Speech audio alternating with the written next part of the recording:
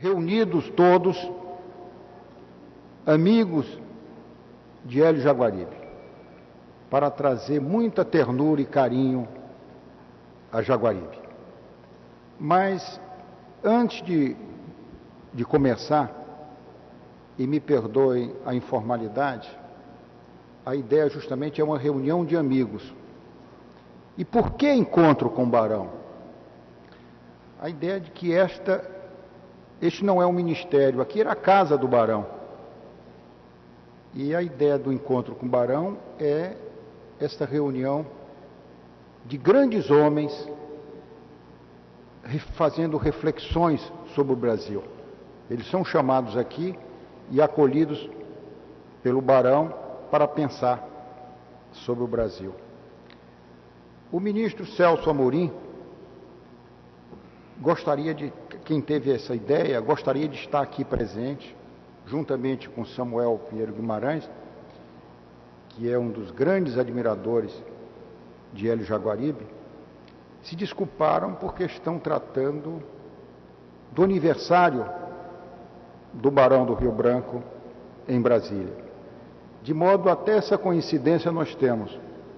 Hélio Jaguaribe aniversaria aí na mesma semana, eles estão fazendo a festa em Brasília e nós estamos dividindo aqui a casa do Barão, festejando o Hélio aqui no Rio de Janeiro. A ideia do encontro do Barão é a criação de um panteão brasileiro. Nós precisamos admirar os grandes homens do Brasil. E essa ideia é que este recinto inicie esta criação de uma galeria dos grandes homens do Brasil. Aqui já foi chamado o acadêmico Eduardo Portela, Ariano Suassuna e agora Hélio Jaguaribe. Isto é uma chamada galeria de grandes homens. Nós não só estamos interessados no conhecimento, mas na sabedoria destes grandes homens. Eu queria falar de Hélio Jaguaribe e primeiro dizer de uma extraordinária admiração pela sua luta. E evoquei aqui um depoimento de um poeta brasileiro que empreendeu uma luta parecida no começo do século. Dizia ele: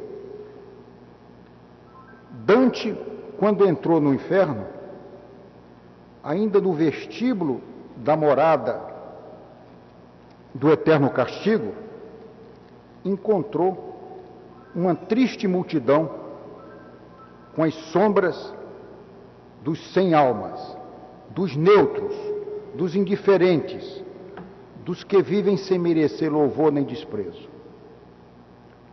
O mundo está cheio de almas como estas.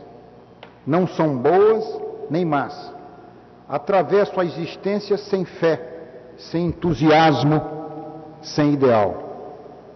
Pobre rebanho de consciências débeis, de vontades enfermas, de corações sem asas. Vivem sem viver e não deixam no mundo memória. Os indiferentes são ainda piores do que os maus, porque os maus podem algum dia ser bons, mas não se pode extrair da bondade dos que não são bons nem maus. Entes amorfos, indolentes, apáticos, que têm olhar e não querem ver, têm nervos e não querem sentir, têm cérebros e não querem pensar. Creio que esta manifestação indignada deve ser a mesma de Hélio Jaguaribe, um homem apaixonado que vive tentando articular um projeto para o Brasil. Esse projeto começa com um grupo do Jornal do Comércio, e aqui evoco Israel Clabin, Oscar Lourenço Fernandes, Jorge Serpa Filho Roland Corbusier. Isso aí pelos idos de 49. Depois, em 50, Hélio Jaguaribe, empresário siderúrgico, extraordinário, um titã verdadeiro. Companhia Ferro e Aço de Vitória. E ele realiza uma grande obra liderando essa companhia siderúrgica. Depois, em 52, nós temos o grupo de Itatiaia. De novo, Hélio Jaguaribe orquestrando o pensamento no Brasil, contaminando as pessoas com seu entusiasmo. E aí temos Rômulo de Almeida, Inácio Rangel, Evaldo Correia Lima, Cândido Mendes de Almeida, Guerreiro Ramos e Almeida Salles, e tantos outros. Em 53, nós temos a criação do IBESP. Em 53 a 56, os Cadernos do Nosso Tempo, uma edição também extraordinária. Finalmente, desembocamos no ISEB, que foi um dos núcleos mais importantes de elaboração da ideologia do nacional desenvolvimentismo. Depois de 64 a 66, nós assistimos à grande peregrinação de Hélio Jaguaribe nas universidades estrangeiras, em Harvard e em Stanford, no MIT, até 67. Em 74, nós temos Brasil, Crises e Alternativas. Em 85, o Instituto de Estudos Políticos e Sociais. Em 88, o empresário siderúrgico já agora cria um partido político. Está com André Montoro e José Richa na origem do PSDB. Depois, em 94, encontramos Hélio Jaguaribe na Unesco, também dirigindo um trabalho magistral, um estudo crítico da história. E também sempre obsessionado com a criação de um centro de pensamento crítico no Brasil, pensando o planeta e pensando o Brasil. Não vou falar mais dos títulos acadêmicos. Vou falar agora do Hélio, que eu acho extraordinário. Naquela época de Paris, eu estava na Unesco e conheci Jean d'Ormesson. E o Jean d'Ormesson me falava da ideia da arte de viver e de uma certa preconceito contra o homem feliz. Ele dizia que todo intelectual francês, para ser fértil, tinha que ser infeliz, tinha que ter brigado com o pai, tinha que ter sofrido uma mutilação muito grande. Aqui no Brasil hoje tem a moda agora de ter passado fome. Hélio não passou fome, não sofreu nenhuma dessas mutilações. Então Hélio é um intelectual feliz. E fez da sua vida uma obra de arte. E eu começaria fazendo uma evocação, contando uma história recente.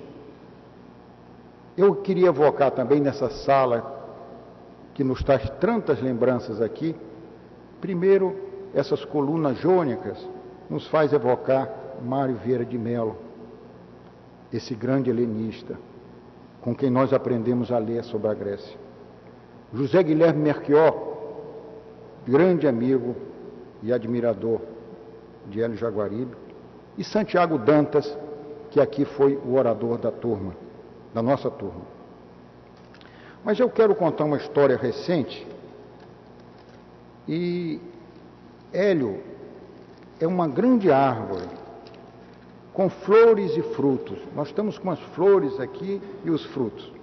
E eu vou contar uma história, começar pelos frutos. Aliás, cometendo uma audácia muito grande, porque hoje existe um freudismo ambiente, que todo pai tem que brigar com o filho brigar com o pai, essas histórias todas, mas eu começo com Roberto Jaguaribe. Recentemente, eu cometi uma grande audácia no Itamaraty, é que eu iniciei um ciclo de palestras no Itamaraty, em Brasília, com Roberto Jaguaribe falando sobre China e sobre Índia. Sucesso absoluto, extraordinário, os colegas todos, o Ministério parou. Quando acabou, um colega meu me fez um reparo, disse: você é um desastrado, como é que você começa um ciclo de palestras com o Roberto Jaguaribe? Ele é tão brilhante que os outros vão te odiar, porque vai fazer um processo absolutamente incrível. De modo que, no Brasil hoje, é preciso, inclusive, muita coragem para admirar. A ideia de admirar um colega, de admirar um grande homem no Brasil, você tem que fazer um certo esforço, porque a ideia é a mediocridade. A ideia é o colecionador voraz de subsídios, a pessoa que não faz sombra a ninguém.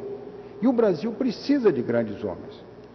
Eu queria dizer que Hélio Jaguaribe é, para mim, o brasileiro feliz. O brasileiro que uma das coisas mais extraordinárias é o Hélio com esta grande vocação de liderança, esse grande entusiasmo, essa condição de solar, ter criado uma família extraordinária, com os filhos tão harmoniosas, e eu via lá essa família presidida por esse sedutor. Eu já acho algo extraordinário que um homem tão sedutor como Hélio Jaguaribe tenha conseguido criar uma família extraordinária, produtiva, fértil. É aqui pelos frutos e pelas flores é que a gente vê a obra extraordinária de Jaguaribe, não só como conhecimento, mas como sabedoria de vida. E eu acho que isso é um exemplo que deve ser seguido. Vejo o Jaguaribe também na sua obra política. E Jaguaribe nos falava de que os espanhóis e os hispânicos vivem com um sentimento trágico da vida. E nós, da vertente portuguesa, temos o sentimento lírico. Eu creio que Jaguaribe é um herói lírico, é um herói feliz, com toda impaciência sobre os destinos do Brasil. Hélio tem exercido uma capacidade extraordinária de nos apontar caminhos e de seduzir. Como exemplo, inclusive, de que Hélio transcende o Brasil. Hélio, inclusive, com essa capacidade juscelínica de construir, de fazer pontes, nós não poderíamos, pensamos inclusive em trazer os amigos europeus de Hélio, mas nós iríamos encher um avião.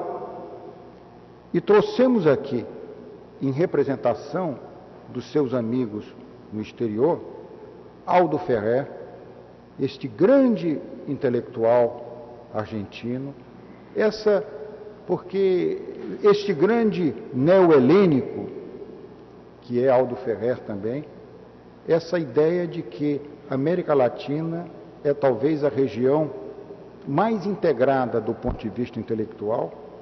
Só lembrar aqui a grande influência que exerceu sobre nós Alfonso Reyes, que era também um helenista, que foi embaixador no Rio de Janeiro, que a Academia Brasileira está homenageando agora. Alfonso Reyes foi também embaixador em Buenos Aires e foi embaixador em Paris. E eu gostaria de dizer que Hélio Jaguaribe, festejá-los nos seus frutos, nas suas flores, festejá-lo, inclusive, nesse projeto brasileiro, festejá-lo nesse projeto de neo-humanismo que ele defende, a integração da tecnologia com o humanismo, numa versão atualizada. E essa versão não pertence só aos amigos. Essa versão, eu queria que Aldo Ferrer viesse aqui dizer, antes de dar a palavra a Jaguaribe, eu convidaria Aldo Ferrer para dizer algumas palavras. Nosso irmão argentino, nosso irmão neo-helênico, vai falar sobre...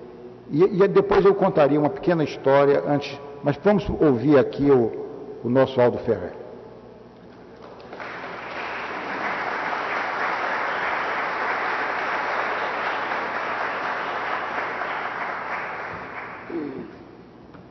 Buenos días.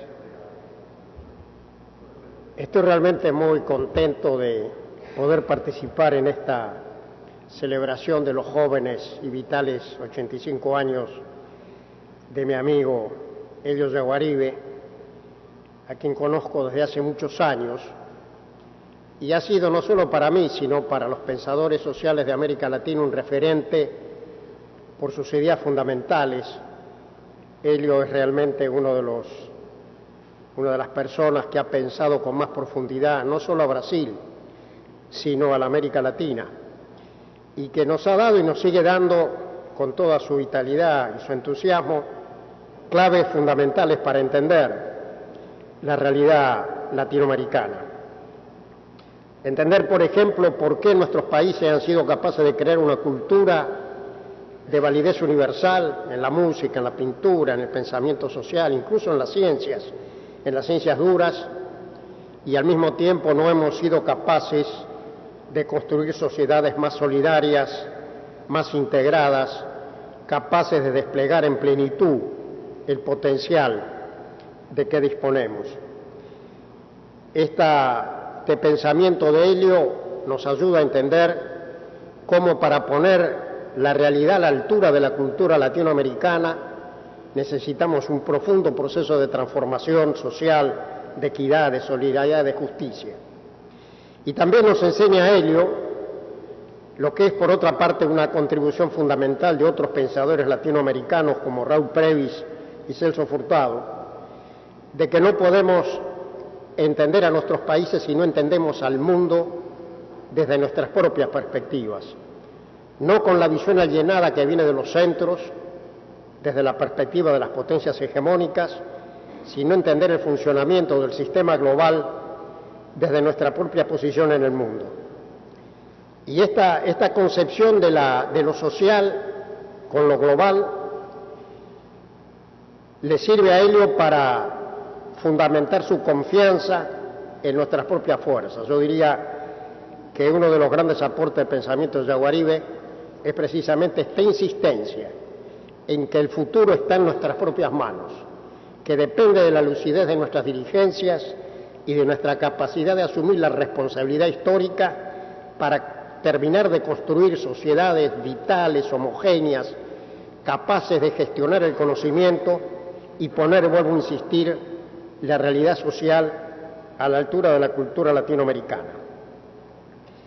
Elio ha hecho también una contribución fundamental en el sentido de que el espacio latinoamericano, hoy deberíamos decir más precisamente el espacio sudamericano, es un espacio natural del despliegue de cada uno de nosotros. No porque la integración regional o el Mercosur vaya a sustituir la responsabilidad nacional primaria de la construcción nacional. Hay problemas propios del Brasil que solo los brasileños pueden resolver, hay problemas propios de la Argentina que solo los argentinos podemos resolver. Pero esa resolución de la construcción nacional, aún pendiente en nuestros países, si lo hacemos en el marco de la solidaridad sudamericana y más precisamente de la solidaridad sudamericana, enriquece nuestro potencial para evitar, como el mismo Jaguaribe dice, que terminemos siendo apenas segmentos del mercado mundial y no países y sociedades capaces de construir su propio destino. Y este aporte de Helio tiene una importancia fundamental en este momento, porque hay tendencias del orden mundial actualmente, con esta valorización de los recursos naturales, con esta demanda de productos primarios, de alimentos, de energía, que está aumentando los precios y está generando rentas adicionales. Y puede esto llevarnos al error de pensar, como nos pasó en el siglo XIX, que podemos ser prósperos apenas como productores y exportadores de productos primarios. Tenemos que aprovechar esta instancia de ahora para que esas rentas adicionales sean recursos para terminar la construcción de sociedades industriales modernas, avanzadas, capaces de gestionar el conocimiento y, vuelvo a insistir, colocar nuestra realidad a la altura de nuestra cultura. Y finalmente yo diría que junto a este mensaje, en el centro de este mensaje integracionista de Jaguaribe, está la idea de la alianza estratégica de Argentina y Brasil, como un eje fundamental de la integración sudamericana. Helio ha sido un permanente defensor y promotor del vínculo argentino-brasileño. Cada vez que a lo largo de mi vida yo me deprimí por las cosas malas que pasaron en mi país, venía a verlo a Helio para que renovara mi confianza en que Argentina es un país condenado al éxito. Esta frase de Helio, que Argentina es un país condenado al éxito, ha tenido una gran difusión y nos ha servido a los argentinos en los malos momentos para saber que había un futuro mejor. Esta idea, vuelvo a insistir, de Jaguaribe acerca de la vinculación de Argentina y Brasil es una de las mayores contribuciones. Y por lo tanto, vuelvo a decir, yo agradezco mucho la posibilidad de participar en este evento, celebrando la obra y la vida de un gran hombre, como es mi hermano, mi querido amigo Helio Jaguaribe.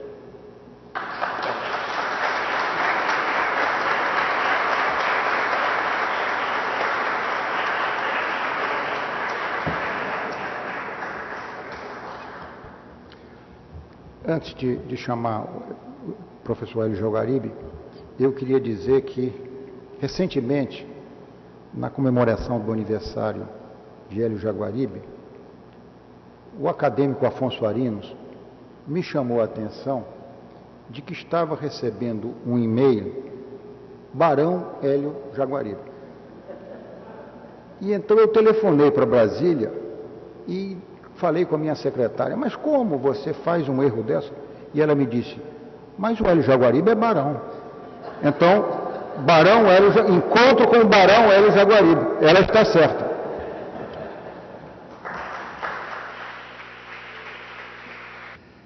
Meu caro amigo, embaixador Jerônimo Boscardo, querido Aldo Ferrer, que gosto, que prazer tive ao chegar a esta casa e encontrar o meu irmão Aldo Ferrer aqui me acolhendo com suas palavras e com sua amizade. Estimadas senhoras e senhores, me foi pedido que fizesse uma breve descrição do meu roteiro intelectual e expusesse as minhas principais considerações a respeito do mundo e do homem, tal como no curso da vida me foi dado elaborá-las. Evidentemente, é sempre muito constrangedor ter que falar sobre si próprio. Vou, portanto, objetivar o mais possível a minha palestra para que desapareça a personalidade do eu e se situe o contexto internacional e nacional no âmbito do qual estamos desenvolvendo as nossas vidas. Creio que estamos vivendo no final de um século que foi extraordinário. Um século marcado por grandes convulsões, um século onde emergiram alguns movimentos totalitários, os mais perigosos da história do mundo, como foi o nazifascismo, e como, em seus aspectos mais negativos, é o comunismo soviético, hoje mais abrandado e com tendências a se democratizar. Neste século de grandes ideologias e de grandes debates que terminaram com a terrível Segunda Guerra Mundial, a qual, entretanto, teve o benefício de eliminar definitivamente o nazifascismo da superfície da nossa terra, nos defrontamos, ao se iniciar o século XXI, com a enorme responsabilidade de construir um mundo onde novas guerras não sejam possíveis e onde a condição humana disponha de situações favoráveis para a sua eclosão. Não há mais sentido, no nível das possibilidades tecnológicas do nosso tempo, que uma parcela imensa da humanidade continue passando fome e na miséria. Simplesmente escandaloso, e a tarefa deste século que está iniciando é de acabar definitivamente com isso. Temos contra nós a questão um pouco perigosa do excessivo crescimento da humanidade. Nós somos 6 bilhões, parece que não conseguiremos estabilizar a população mundial antes dos 9 a 10 bilhões. É algo que nos deixa bastante apreensível. Em que medida será possível utilizar de uma maneira renovável os recursos do planeta para sustentar algo como 10 bilhões de homens? Creio que vai ser possível pelo extraordinário desenvolvimento da tecnologia e a substituição por outros produtos das matérias-primas não renováveis. Tenho esperança que a tecnologia permita ao homem sobreviver à sua excessiva proliferação. Mas vamos esperar. Compete a cada um de nós dar a contribuição que lhe for possível para tornar esse planeta habitável e a condição humana tolerável para todos os homens. O que me proponho, muito brevemente, submeter a vocês é algo que requer previamente o meu penhorado agradecimento pela introdução que me foi feita pelo embaixador Jerônimo Moscardo. Como vocês terão observado, a extraordinária lucidez e o extraordinário talento de Jerônimo Moscardo são ofuscados pela amizade que me tem, de modo que ele me mira com o telescópio grandificador de minhas modestas qualidades, e é preciso levar em conta que a generosidade de Jerônimo Moscardo é quase igual ao seu talento. Bem, eu creio que uma palestra a respeito do percurso de um intelectual brasileiro no período que me foi dado viver, que são o final dos anos 20 até o princípio dos anos 80, tem que ser levado em conta as circunstâncias internacionais que marcaram esta fase, que foi extremamente importante para o curso da história ocidental. Nela surgiram as grandes ameaças totalitárias do nazismo e do fascismo, e uma ameaça complexa, que é a União Soviética, ao mesmo tempo ameaçadora pelo seu totalitarismo, ao mesmo tempo portadora de uma grande esperança, que é aquela que nos foi dada por Marx, e a ideia de que é possível emancipar os homens e conduzir a humanidade a condições superiores de vida. Creio que, passada a fase dogmática da União Soviética, estão começando a se fazer sentir, na direção atual daquele país, crescentes preocupações humanísticas. E eu vejo com otimismo a evolução do regime soviético para se tornar uma democracia social. Ela já está consolidada do ponto de vista institucional e ela se configurará na medida em que a presente tendência democrática se consolide, como eu creio que indubitavelmente vai acontecer. A União Soviética teve alguns méritos, não se pode ver apenas pelo aspecto negativo. Ela foi uma tentativa séria nas suas intenções de implantar uma sociedade socialista. Ela teve o mérito extraordinário de ser o principal adversário da Alemanha nazista, e foram, sobretudo, as tropas soviéticas que venceram as tropas nazistas. Mas, como todos sabemos, a essas qualidades importantes se somavam na União Soviética alguns aspectos muito negativos. Estes estão sendo favoravelmente corrigidos pela nova democracia russa. E eu tenho muita esperança de que a Rússia se torne um dos focos importantes de uma democracia social neste incipiente século XXI.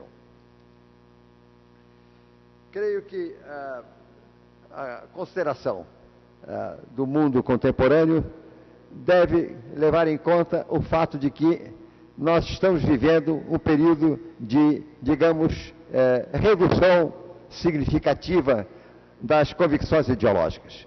O que pode ser mal no sentido de fazer com que um grande número de homens perca a ideia de uma utopia possível. Mas, por outro lado, é favorável na medida em que as más utopias passam a ser banidas do nosso pensamento, e ele se converte num pensamento mais orientado para a igualização dos homens em condições democráticas.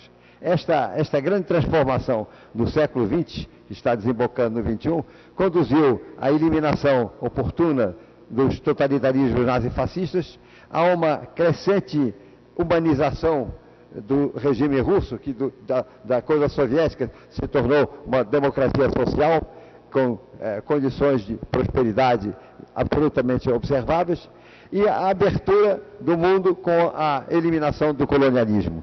A supressão do colonialismo é um dos feitos importantes do século que terminou, levando para o nível das nações independentes uma série importante de países no mundo afroasiático. Qual é, a meu ver, o resultado final dessas grandes revoluções e dessas grandes mudanças que marcaram o século XX? Eu creio que se pode dizer que elas conduziram a duas principais convicções. Em primeiro lugar, a convicção de que a democracia é realmente um regime indispensável, não apenas porque é o único que respeita a dignidade humana de cada cidadão, dando-lhe a igualdade de direitos e de deveres diante do Estado, como, por outro lado, é aquela que permite, através da crítica livre, a correção de rumos errados. Todos os países, em determinado momento, todos os governos fazem algumas coisas inadequadas. A democracia permite uma correção rápida a partir da crítica, o que os regimes totalitários só conhecem a partir da derrota política e militar. Graças a isso, a democracia se renova de uma maneira extremamente vital. A esta altura do começo do século XXI, só temos motivos para nos orgulhar da nossa bem-sucedida herança democrática. Por outro lado, eu creio que o século XX terminou nos deixando um legado muito importante, que foi a democracia social, ou, usando uma palavra um pouquinho mais ideológica, a social-democracia. Creio que esta combinação das aspirações que foram suscitadas pelo socialismo, desde Proudhon e Marx até nossos dias, e que foram, em parte, tentadas implementar pela União Soviética, mas deformadas pelo autoritarismo totalitário que prevaleceu naquela experiência, está encontrando no ambiente democrático da Europa Ocidental e na expansão desse ambiente para as duas Américas, um clima político e social favorável para que se tornem absolutamente coexistentes o projeto social com o projeto democrático. E eu creio que o nosso país está vivendo essa experiência exitosamente. Temos uma democracia social que está prosperando, está se reduzindo o abismo entre os setores despossuídos e a classe média, com redução significativa da margem de pobreza. E isto, o que me parece importante, é algo que está acontecendo não porque os governos não procurem ajudá-la. Certamente, a iniciativa dos governos brasileiros, a partir da redemocratização, foi no sentido de estimular o desenvolvimento da social-democracia no nosso país. Mas o que me parece muito auspicioso é que esta tendência parte da própria sociedade, independentemente do governo de turno.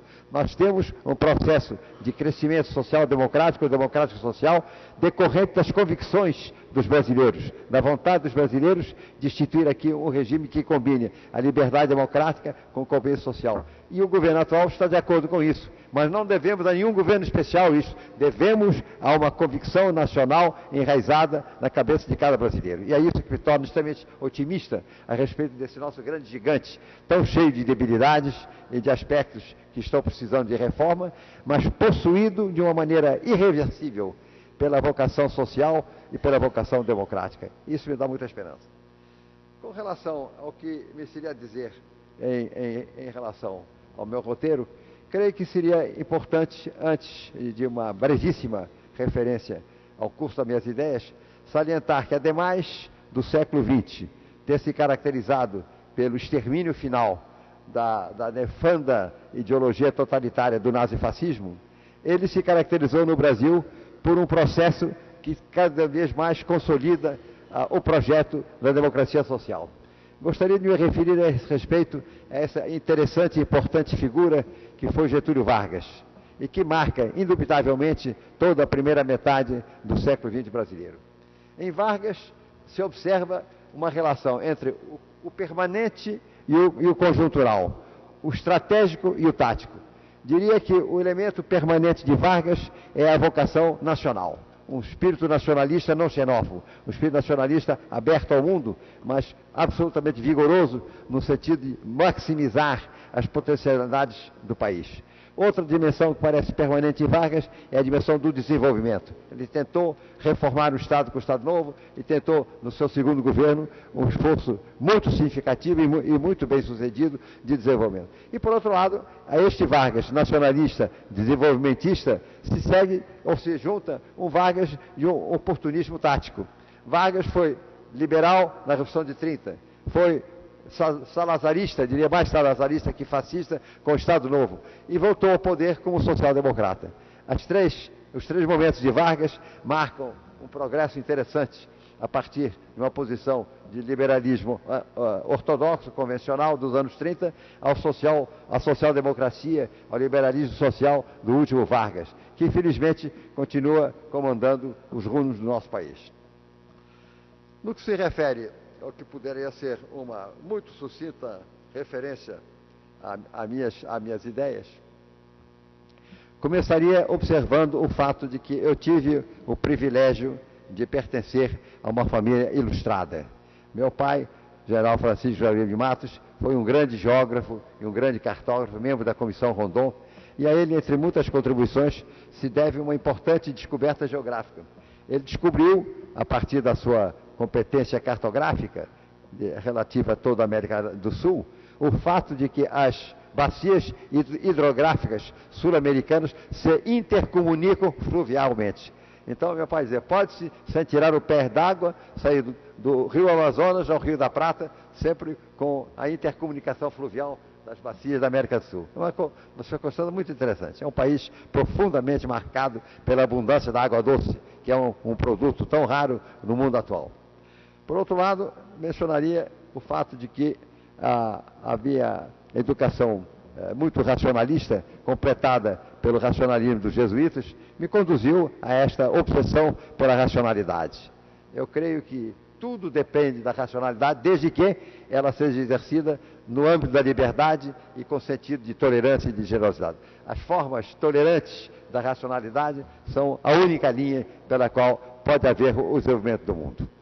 E, dentro dessas ideias e dentro dessas convicções, fui conduzido no curso da minha evolução intelectual a passar da neoescolástica, que me foi ensinada pelos jesuítas, ao marxismo, ao qual eu aderi na minha juventude, influenciada por Plekhanov e a sua extraordinária contribuição para levar o pensamento marxista ao conhecimento geral do mundo. Aprofundei-me um pouco na leitura de Marx e fui retirado do marxismo pelas leituras de Ortega y Gasset. Tenho uma grande dívida com esse extraordinário espanhol, que foi Dom José, com quem eu tive o prazer de conversar uma vez. Quando tinha 20 e poucos anos, chegando em Madrid, peguei o catálogo telefônico, vi lá, Ortega y Gasset, telefonei e disse, professor Ortega, aqui se encontra um brasileiro que tem por si a maior admiração. Gostaria muito de se o senhor tivesse um minuto para eu poder cumprimentá-lo. E Ortega, com aquela elegância, como não, querido amigo, venga ahorita. Abriu-se a casa de Ortega e com ele passei uma extraordinária manhã de conversas. Um homem fuzilante, pequena estatura, os olhos brilhantes, uma mão firme, um espírito vibrante, ao mesmo tempo cintilante e cultivado. Ortega era um homem de alta erudição, mas essa visão desaparecia diante do brilho da sua articulação intelectual e verbal. E depois de uma manhã admirável na companhia daquele homem genial, ele me disse, mire, Hélio, eu estou demasiado viejo para acompanhar-te para as noites de Madrid, pero vou convidar a meu filho para que lo haga. E essa coisa extraordinária que o filho de Ortega com a senhora vieram e me levaram para o canto rondo e aquelas coisas fantásticas do mundo espanhol. Que mundo fantástico é a Espanha. Que, interessantemente, dentro de uma Europa que apresenta em vários países um sinal de fadiga, na Espanha não. A Espanha está de terrível vitalidade. E ela continua irradiando a sua extraordinária capacidade de compreensão do homem e da vida sobre a nossa América Latina, a nós todos tendo um débito absolutamente sério com relação individualmente a Dom José Ortega y Gasset e coletivamente a essa grande instituição que é o Fundo de Cultura Econômica do México, através de cujos livros nos aproximamos da cultura contemporânea. Bem, esta introdução circunstancial é para dizer aos senhores que, a partir de uma formação neoescolástica, passando, felizmente, por um período marxista, fui conduzido ao que eu poderia chamar de culturalismo hispano-germânico por Ortega y Gasset. E Ortega me introduziu nessas grandes figuras do pensamento alemão dos anos 30, que foram Cassirer, Max Scheler, Heidegger e Nicolau Hartmann, que são figuras que, a meu ver, continuam tendo a maior relevância para a cultura deste incipiente século XXI. A partir destas ideias e dessa excelente formação que a orientação orteguiana me proporcionou, fui conduzido por reflexões próprias a uma posição que eu denominaria de monismo transcendental e humanismo transcendental. E sem querer ocupar a atenção dos estimados amigos com excessivas referências a minhas ideias e a minha obra, me limitarei a uma brevíssima consideração a respeito disso. O que é o humanismo transcendental? O que é o humanismo transcendental? O humanismo transcendental, em primeiro lugar, é o monismo, ou seja, parte da convicção de que só existe substancialmente aquilo que ocupa uma posição no espaço e no tempo. A ideia de espírito imaterial e inextenso é uma quimera simpática, mas não existe. Não existe substancialmente nada que não tenha extensão. Extensão, ocupar uma posição no espaço-tempo é condição requerida para uma existência substancial. O espírito humano não é uma substância vaporosa e que nos habite para nos deixar, quando morremos, e se deslocar para outros sítios. O espírito humano é o sistema nervoso central levado pela liberdade intelectual volitiva do homem. O extraordinário do ser humano é a existência a partir de um processo de evolução biológica que conduz aos primatas superiores, de ser um primata transcendente. Essa é a nossa característica. Somos um primata transcendente. Macaco transcendente seria a forma caricata de designar o homem. E o que é que significa esse extraordinário predicado que nos diferencia da pura animalidade, que é a transcendência? A transcendência é a capacidade do homem de, independentemente das circunstâncias psicofísicas em que se encontra, ir além delas através de uma escolha comandada por valores. Transcendência é a subordinação do processo psicofísico à orientação de valores. Valores éticos, valores sociais, valores culturais. O homem é um animal que produz e se orienta por valores. Nenhum outro animal tem valores. Os animais têm interesses. Os animais têm motivações. Os animais têm, inclusive, uma psicologia muito mais complexa do que aquela que pensamos.